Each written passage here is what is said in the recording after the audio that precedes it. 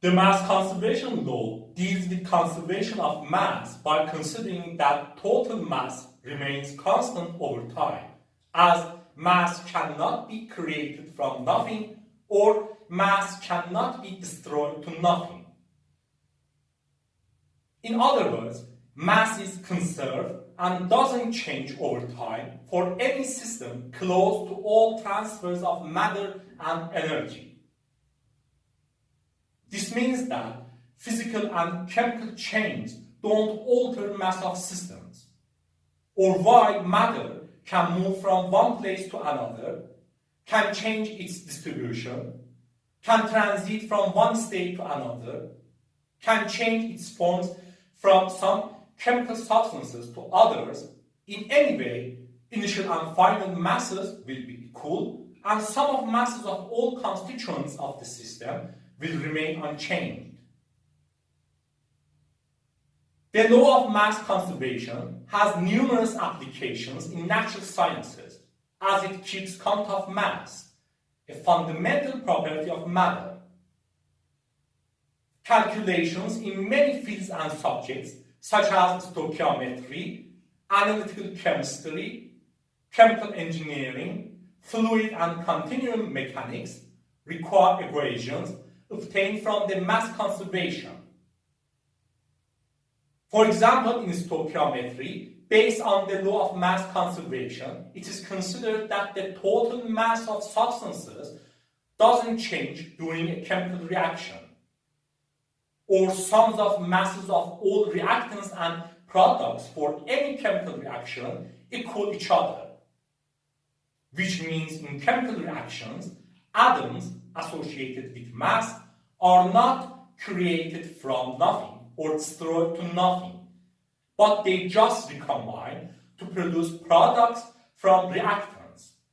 Therefore, number of atoms for each element in both sides of a chemical reaction equation should be equal, which can be used to balance chemical reaction equations and obtain ratios by which reactants react each other and produce products.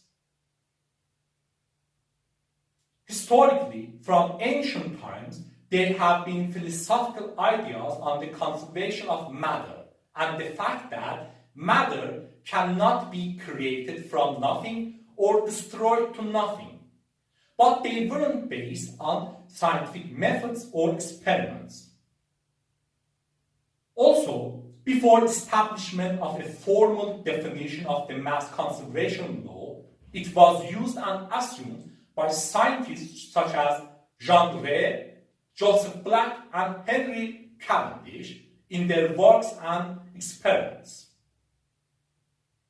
Discovery of the mass conservation law is usually attributed to Russian scientist Mikhail Lomonosov in 1756 and French chemist Antoine Lavoisier in 1774, although the attribution of this law to Mikhail Lomonosov is sometimes challenged, and Antoine Lavoisier, due to his first truly quantitative chemical experiments, is considered as the discoverer of this law, where the statement, "Nothing is lost, nothing is created, everything is transformed," by Lavoisier in his book, is famous in this regard.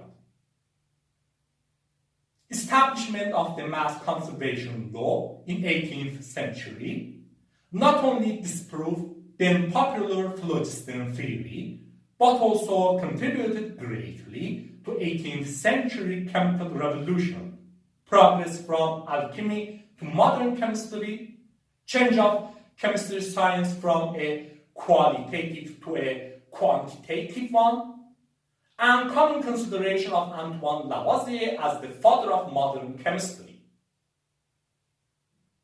Later, in 1905, Albert Einstein proposed the idea of mass energy equivalence related to his famous formula of E equals m times c squared, or energy equals the product of mass with the speed of light squared.